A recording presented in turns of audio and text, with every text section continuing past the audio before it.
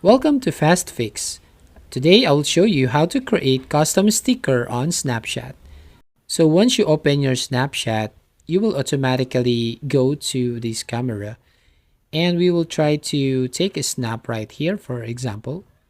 So we will take a snap, right this one, and then you can see all the icons on the right part of your screen, all that icons right there.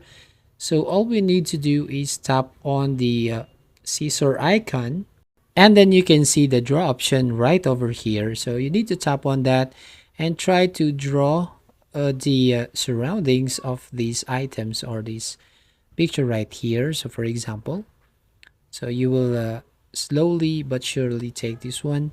So once you've done, you have now your custom sticker right here.